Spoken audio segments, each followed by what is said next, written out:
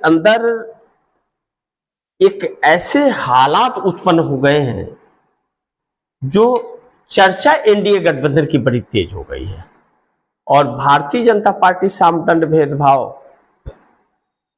Use करना चाहती है लेकिन वह फेल हो रहा है।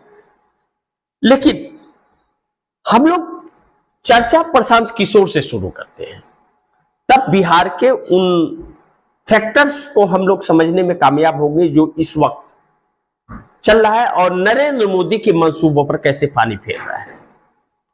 प्रशांत किशोर के पीछे कहीं ना कहीं भारतीय जनता पार्टी का हाथ था, ऐसा हर किसी के जुबान पर चर्चों में है।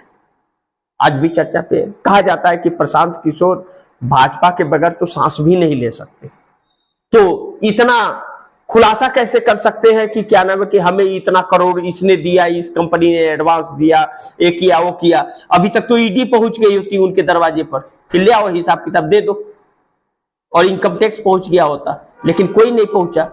इसका मतलब यह तय होता है, साफ होता है कि वह भारतीय जनता पार्टी के लिए काम कर रहे हैं, नंबर 1।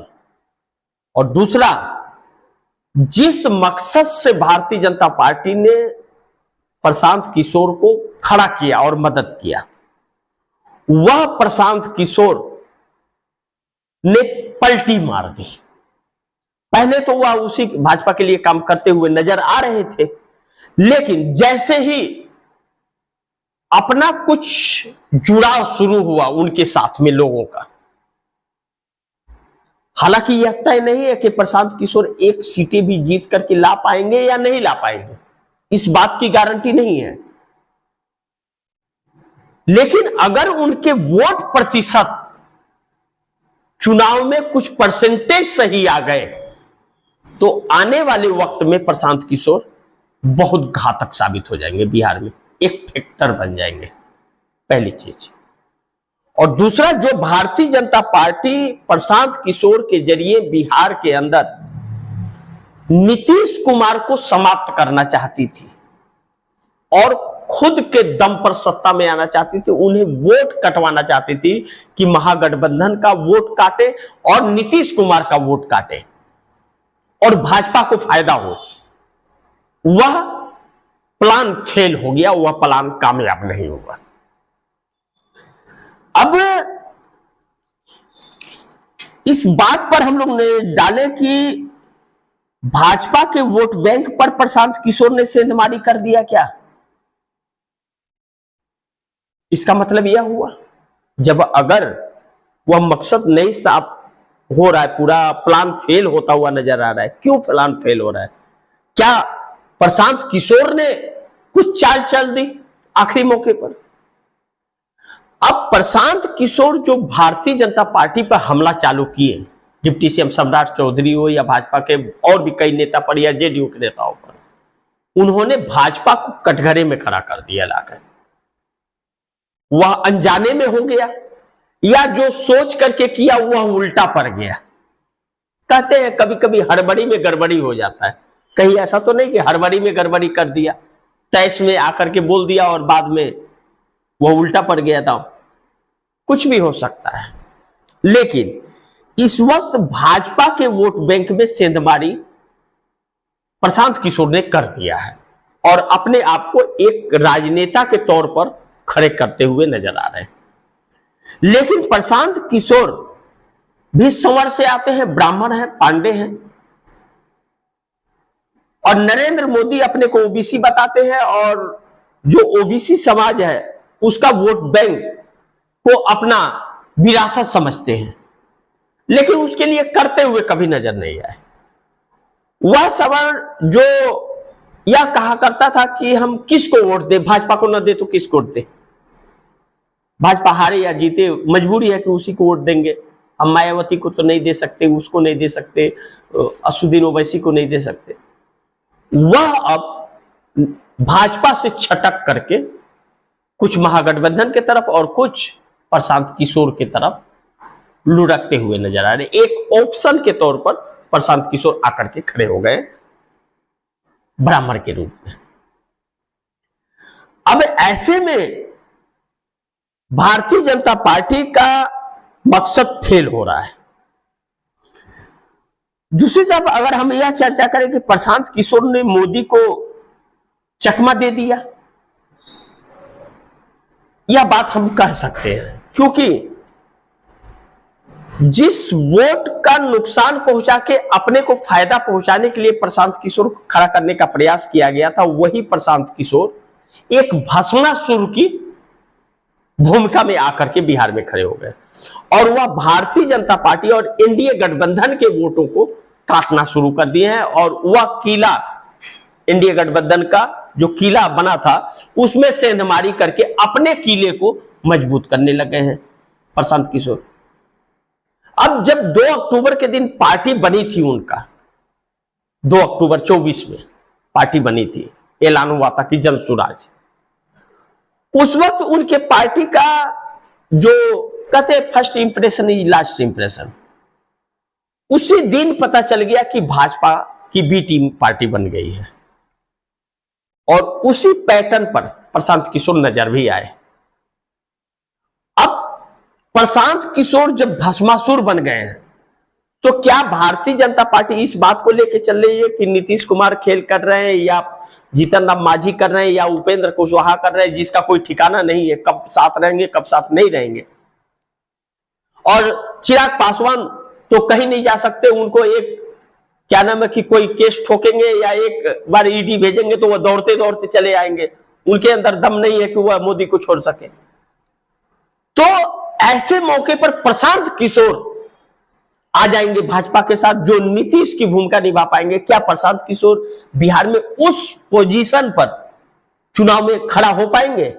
ऐसा बिल्कुल लगता नहीं है, लेकिन प्रशांत किशोर उस भूमिका में जरूर खड़े हो जाएंगे कि अपना कुछ वोट बैंक निर्धारित कर लेंगे और नरेंद्र मोदी भाजपा को काफी नुकसान पहुंचा देंगे, जो भाजपा की सरकार बनने से नहीं रही। और एक बार एनडीए की सरकार अगर बिहार में खत्म हो गई तो नीतीश कुमार अगला चुनाव नहीं लड़ेंगे और तब एनडीए को जिताने वाला कोई भी नेता बिहार में बचा नहीं है। नरेंद्र मोदी उस वक्त तक 30 तक रहेंगे राजनीति में, गारंटी नहीं है। अमित शाह रह पाएंगे और उस लायक होंगे कि वह बिहार में अपना दबदबा चला सके, ऐसा बिल्कुल नहीं कहा जा सकता। और बाकी चिराग, मांझी और कुशवाहा के दम पर सरकार आ नहीं सकती, यानी कि महागठबंधन अव्वल पे होगा। प्रशांत किशोर इसी भविष्य को अपने तलाश करके बिहार के अंदर अपना स्थान बना रहे हैं कि नीतीश की भूमिका में वह आ सके। देखना महत्वपूर्ण होगा कि क्या होता है, वह वक्त बताएगा। लेकिन दूसरी तरफ अमित शाह की चाणक्य नीति बिहार में फेल हो गई। अमित शाह जिस तरह से अपनी गिद्ध भभकी दिखा करके और बिहार के अंदर एक ऐसी मजबूती बनाना चाह रहे थे कि उनके इर्द गिर्द ही हर कुछ रहे, नीतीश कुमार के तेवर ने उस चाणक्य नीति को फेल कर दिया। चाहे सीट बंटवारे के वक्त लल्लन सिंह और संजय झा को बुला करके और सीटों का फैसला कर देना बगैर नीतीश कुमार अचानक तेवर में और गुस्से में आ गए, तब प्रेस कॉन्फ्रेंस नहीं हो पाया। और अब नीतीश कुमार इन लोगों की सुनने को तैयार नहीं है। अब नीतीश कुमार क्या भूमिका निभाएंगे, किसकी सरकार बनाएंगे, वक्त बताए। क्योंकि नीतीश कुमार ने ऐसा भी किया है एक बार कि आरजेडी के साथ, महागठबंधन के साथ मिलकर के चुनाव लड़े और भाग करके आके भाजपा के साथ सरकार बना दी है। ऐसा भी वह कर चुके हैं नीतीश कुमार। तो नीतीश कुमार के ऊपर भरोसा विश्वास तो नहीं किया जा सकता, लेकिन नीतीश कुमार के विरोध में बिहार की 48% जनता एनडीए के साथ नीतीश कुमार को सरकार बनाने के पक्ष में नहीं है।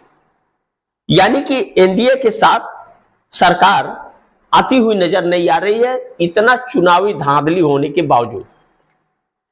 अब इस हालात में अमित शाह की कोई भी चाणक्य नीति चल नहीं पा रही। लेकिन दूसरी तरफ चर्चा करें कि बिहार करेगा हिसाब मोदी के कर्मों का या कुर्सी का। 11 सालों में नरेंद्र मोदी 2015 बिहार चुनाव जब हुआ था उस वक्त से 15 में गए, 20 में गए, 25 में गए, लोकसभा चुनाव में गए, 14 में गए, फिर 19 में गए, फिर 24 में गए। नरेंद्र मोदी जितने बार बिहार गए और जितना वादा नरेंद्र मोदी ने बिहार में किया, जो मुख्य वादे, चाहे रोजगार का बात हो, चाहे 15 लाख खाते में आने की बात हो, किसानों की आय दुगुनी करने की बात हो, या फिर बिहार को विशेष राज्य का दर्जा देने की बात हो, या फिर बिहार को विशेष पैकेज की जो बोली लगाई थी वह हो, या समस्तीपुर का चीनी मिल हो, एक भी वादा नरेंद्र मोदी ने पूरा नहीं किया। एक भी सिंगल वन वादा भी नरेंद्र मोदी ने पूरा नहीं किया जो बिहार से वादा किया था। और कोई ऐसा रोजगार का संसाधन बिहार के अंदर नहीं बनाया जिससे वह कह सके कि हमने बिहार को यह किया। सड़क बनवाया, कौन बनाया? अडानी बना रहा है। ब्रिज बना रहे, गिर जा रहा है। कुछ भी ऐसा नहीं कर पाए। अब ऐसे में बिहार के अंदर प्रवासी मजदूरों की संख्या लगातार बढ़ती जा रही है और चुनाव आयोग ने जो काम किया बिहार के अंदर, दादागिरी जो की, 70 लाख लोगों के नाम को काट करके और 1,32,00,000 डुप्लीकेट वोटर पैदा कर दिए और जिंदा लोगों को वोटर लिस्ट में मुर्दा घोषित कर दिया। इस आक्रोश को भी इन्हें झेलना पड़ रहा है और झेलना पड़ेगा। लेकिन नरेंद्र मोदी को बिहार अब सुनने और देखने को तैयार नहीं है, ऐसा प्रतीक हो रहा है।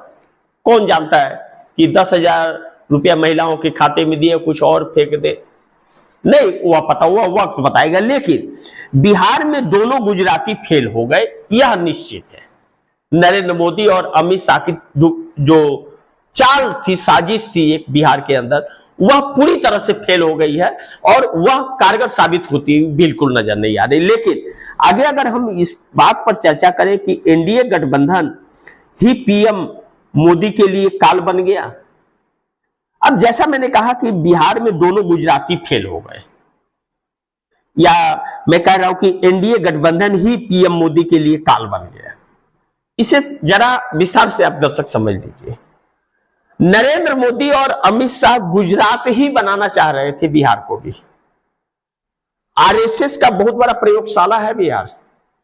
20 साल से एनडीए की सरकार है, आरएसएस फल फूल रहा है, हर जगह बलात्कार, हर जगह मौतें हो रही हैं, गुंडागर्दी और तानाशाही हो रही है, जय श्री राम के नाम पर मुस्लिम के साथ बर्ताव गलत किया जा रहा है, गरीब दलित अति पिछड़ा के साथ गलत बर्ताव किया जा रहा है,